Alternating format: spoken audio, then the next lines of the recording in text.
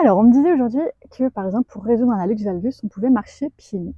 Et c'est vrai que marcher pieds nus va stimuler les muscles des pieds. Maintenant, ce qu'il faut bien se dire, c'est que le corps est très bien fait et fait des compensations. Et que même si tu marches pieds nus, tu peux rester dans ta structure. Ça peut ne rien changer. Ça peut, mais ça peut ne rien changer. Ça va dépendre où est ton hallux valgus, s'il est léger ou s'il est profond. Et surtout, marcher pieds nus, pas sur le carrelage, on s'entend, c'est marcher pieds nus dans l'herbe, marcher pieds nus dans le sable, et je dirais surtout escalader, aller faire une randonnée pour aller faire travailler toute la voûte plantaire. Alors c'est sûr que peut-être que tu as l'opportunité de le faire, peut-être pas. Et il faut consacrer beaucoup de temps à ça. Mais c'est pas à négliger, d'accord? Maintenant, si tu veux résoudre la structure, c'est-à-dire pourquoi tes muscles sont en débalancement, c'est ce que j'expliquais dans l'autre vidéo, c'est qu'on va chercher l'origine. C'est une histoire de bois et de métal, une énergie d'avancée qui est contrecarrée par des choses. Si tu travailles à la source et que tu ajoutes des exercices comme marcher pieds nus, renforcer tes muscles, etc., c'est ce que je conseille toujours, j'appelle ça déboucher le tuyau dans les deux sens, tu t'assures une réussite en matière de guérison.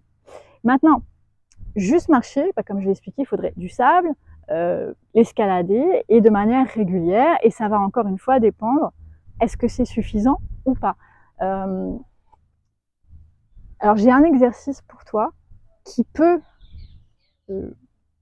potentialiser ça et faire que marcher pieds nus ou faire des exercices va être encore plus efficace. Ce qu'il faut savoir, c'est que si les muscles des pieds sont déstabilisés, ça se passe plus haut au niveau du bassin, et notamment au niveau du couturier. Okay, alors pareil, encore une fois, c'est général, ça se peut que ça soit parfait dans ton alignement à toi, mais ça se peut que tu aies fait d'autres compensations.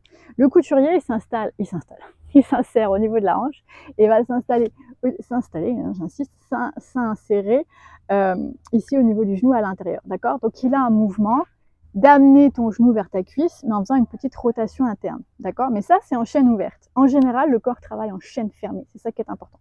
Alors je te partage un exercice tout de suite pour reprogrammer. Cette reprogrammation va faire qu'alors, tu vas pouvoir réveiller le muscle abducteur du gros orteil, celui qui écarte, et qui va faire que quand tu marches, c'est plus efficace. Donc tu t'allonges sur le dos, c'est pas important que tu me vois au complet, je vais quand même reculer la caméra pour que tu vois bien. Tu t'allonges sur le dos, les jambes fléchies, les pieds près des fesses, et tu vas ouvrir un peu tes genoux, les pieds un peu écartés, et monter le pubis vers le haut en ouvrant les genoux vers l'extérieur. Pourquoi? Parce que là, tu viens faire travailler le muscle en chaîne fermée, tu viens lui redonner une information neuromotrice qui va travailler